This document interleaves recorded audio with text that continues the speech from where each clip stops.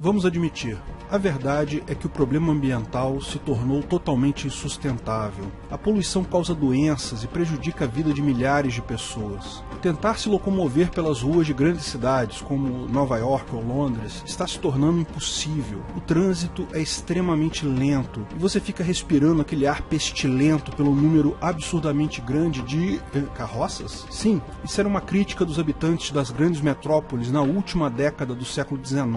Você acha que carroça não polui? Se acha isso é porque nunca andou em uma, particularmente no momento que o cavalo resolve fazer suas necessidades fisiológicas. E lembra, as necessidades do cavalo ficam ali no chão. Consegue imaginar a quantidade de moscas, carrapatos e a pestilência do ar em um engarrafamento de carroças? Naquela época foram propostas leis para limitar o número de carroças, leis para incentivar as pessoas a usar o bonde a cavalo, que usa menos cavalo, então gera menos dejetos. Enfim, todas as soluções que estamos acostumados hoje em dia.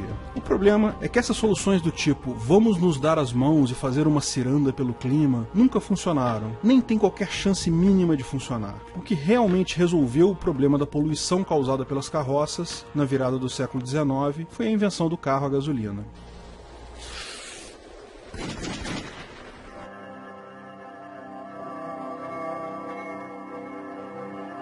Sem um governo, como impedir o aquecimento global? Há hoje um consenso no meio científico de que a Terra passa por um processo de aquecimento global causado pelo homem. Já é notável o aumento da temperatura do planeta e é inevitável que aumente ainda mais alguns graus ao longo dos anos seguintes. Isso é causado pelas liberações de gases do efeito estufa, particularmente o dióxido de carbono e o metano. Os estudos são sérios, mas geralmente, quando são apresentados para o grande público, aparecem reportagens acompanhadas de um tom alarmista e muito simplista, com simulações do aumento do nível dos oceanos, cidades sendo inundadas, etc. Dados relevantes como blocos de gelo se soltando da Antártida, a Groenlândia que perdeu X% da sua cobertura e geleiras que recuaram vários quilômetros são apresentadas sempre seguida de críticas a países que não assinaram tratados sobre o clima ou o descumprimento de leis ambientais. Ou seja, juntam a parte científica séria com a propaganda política estatista, como se a única solução para o problema fossem mais leis e que os cidadãos cumprissem as leis. Eu, por minha natureza, sempre desconfio de teorias científicas que conjugam dois fatores: não admitem teste de hipótese e aumentam o poder do governo sobre os indivíduos, principalmente quando são explicitamente apresentadas dessa forma. Veja, eu não tenho problema nenhum em aceitar teorias físicas e biológicas. Acredito mesmo no método científico. Acredito, por exemplo, sem sombra de dúvida alguma, na teoria da evolução por seleção natural do Darwin. De fato, acho ela a teoria mais bela já concebida. Um conceito extremamente simples que explica toda a diversidade biológica que temos no mundo hoje. Sim, descendemos todos nós de ancestrais comuns com os macacos. Alguns se ofendem com isso, eu não entendo porquê. Em última análise, voltando no tempo, descendemos todos de ancestrais comuns com os peixes, com os coanoflagelados e, mais atrás ainda, descendemos de seres unicelulares, que são ancestrais dos seres unicelulares modernos. Há uma ampla base teórica e evidências, mas principalmente a teoria não diminui a minha liberdade. Ela não dá poder ao governo sobre mim. Saber isso é útil e não me obriga a fazer nada, não me proíbe de fazer nada, não interfere na minha liberdade. Um contra-exemplo, outra teoria que surgiu até em decorrência da evolução natural, a eugenia, que propunha que determinadas raças ou pessoas com baixo QI não deveriam se reproduzir e casamentos entre determinados biotipos deveriam ser encorajados, por exemplo, não atende ao meu critério. Ela aumenta o poder do governo sobre os indivíduos. Por isso não acredito nela. Felizmente, a teoria da eugenia tem caído em desuso hoje em dia. Além disso, lembre-se, não há teste de hipótese possível em climatologia. Nesse sentido, a climatologia se aproxima muito da economia e das ciências sociais. Ao contrário da física e química, não temos como pegar 100 planetas Terra, colocar CO2 em metade deles e ver como se comportam. Eu expliquei esse problema no vídeo sobre a Suécia. Existem observações, hipóteses e teorias, mas não há teste de hipótese efetivo. No máximo, infere-se resultados por covariância estatística.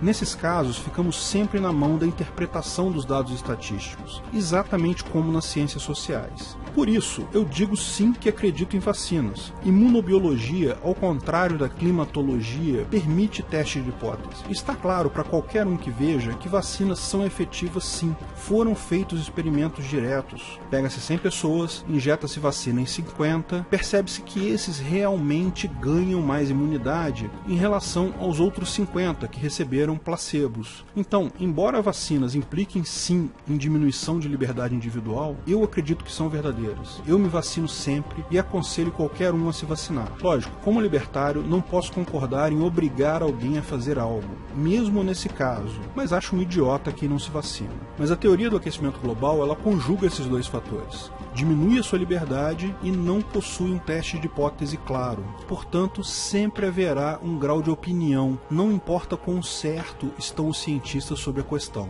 De fato, há vários outros cientistas que apontam para dados igualmente sólidos e fundamentados, mostrando que não há aquecimento global como tendência. Pode haver uma variação na temperatura da Terra devido à atividade solar ou outro fator, mas algo cíclico e não uma tendência causada pelo homem. Há ainda aqueles que mostram que não há aquecimento global nenhum. Apontam, por exemplo, que a Antártida aumentou a sua quantidade de gelo e neve recentemente. Também não ocorreram aumentos significativos do nível do mar. Outros dizem que sim, o aquecimento global existe e foi causado pelo homem, mas não precisamos nos preocupar porque o clima é autorregulado. Apontam para o fato de medições feitas do espaço mostrarem que as florestas no mundo todo estão mais verdes agora. Dióxido de carbono, você lembra das aulas de biologia? É algo bom para as plantas. Então, na verdade, produzir dióxido de carbono é algo positivo para o planeta como um todo. Boa parte do aumento da produtividade de lavouras que tivemos nos últimos anos pode ser ligado ao aumento do CO2. A tendência é que naturalmente as plantas passem a consumir mais CO2 e com isso tragam o equilíbrio novamente ao planeta. Ou seja, nesse cenário, essa política de reduzir a produção de CO2 pode levar até a um problema alimentar mais adiante. A produção de grãos e vegetais pode cair sensivelmente se reduzirmos a emissão de CO2. Veja, ambientalistas que causam problemas ao invés de resolvê-los são coisas comuns de acontecerem. Eu e todo mundo que tem mais de 30 anos cresceu sem nunca ouvir falar de dengue. Ou melhor, se ouvia falar nos livros de história como uma doença que havia aqui no Brasil antigamente, mas que foi erradicada. Ninguém ouvia casos de pessoas tendo dengue. Por que uma doença que foi erradicada no início do século XX voltou com tanta força agora? Simples. Em 1998, o DDT foi proibido no Brasil. O DDT foi usado ao longo de todo o século XX como inseticida em lavouras e cidades. Comprava-se DDT no supermercado. Praticamente todos os inseticidas usados no Brasil continham DDT. Sua vantagem era a enorme eficiência e o baixo custo. Com isso, mosquitos tipo o Aedes aegypti praticamente sumiu das cidades brasileiras. E com eles, a dengue, a febre amarela, a malária e outras doenças que eram comuns aqui no Rio de Janeiro. O DDT, claro, é um veneno. Precisa ser usado na dosagem correta. Exatamente como qualquer outro veneno que usamos hoje. Mas, na década de 80, os ambientalistas surgiram com alegações de que o DDT causaria câncer a longo prazo. No fundo, claro, se tratava de mais um lobby de empresas químicas para gerar mercado para outras substâncias. O que eles diziam é que o DDT era muito usado na agricultura e, embora fosse quase todo lavado no processo, ainda chegava em pequenas quantidades na nossa comida. E isso, a longo prazo, causaria câncer. Como várias outras dessas teorias que restringem a nossa liberdade, a teoria por trás da proibição do DDT também falhou em apresentar um teste de hipótese válido. Todos os testes conduzidos foram inconclusivos. Apesar disso, o lobby venceu. Proibiu-se o DDT no Brasil em 1998. Os ambientalistas foram feitos de idiotas úteis mais uma vez. O resultado disso, você que pegou o dengue, sentiu na pele.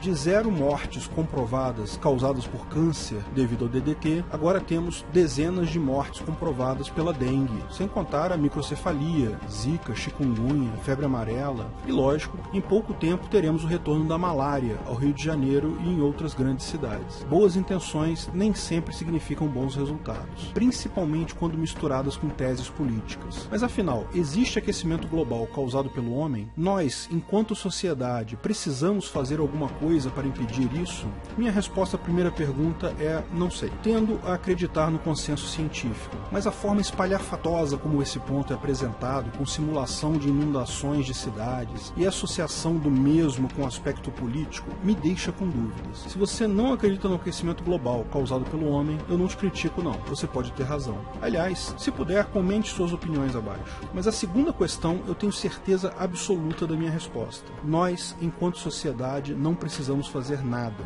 Na verdade, sociedade é um espantalho criado pelo governo para impor suas vontades aleatórias. A sociedade é apenas um conjunto de indivíduos. Ela não tem vontade própria, não tem interesse por si só. Apenas indivíduos têm interesses. Quando alguém diz que algo precisa ser feito para o bem da sociedade, são sempre formas de canalizar a vontade do indivíduo que está falando aquilo. É para o bem dele.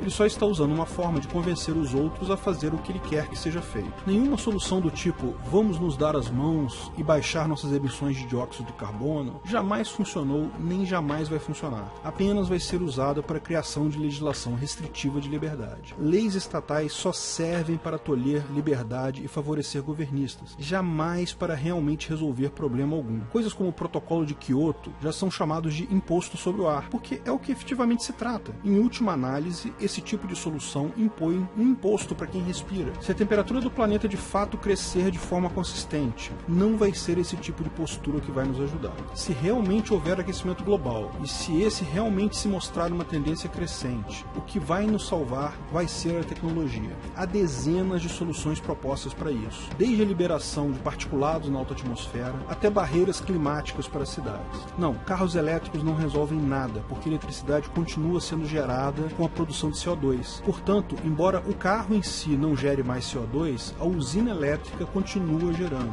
O mesmo vale para carros com células de hidrogênio. Produzir hidrogênio requer energia elétrica. O que poderia ajudar de fato é a energia nuclear, que é a fonte menos poluente que temos hoje. Até a energia eólica e solar polui mais do que a nuclear. Basta fazer a conta do ciclo de vida inteiro da instalação. Enfim, o problema do aquecimento global causado pelo homem pode ser que nem exista. Mas se existir, tenho certeza que não vai ser o Estado que vai resolver o problema. O que existe de fato é o risco do Estado usar esse problema para tirar mais liberdades e explorar você um pouco mais. Se existir o problema, vai ser a tecnologia que vai resolvê-lo.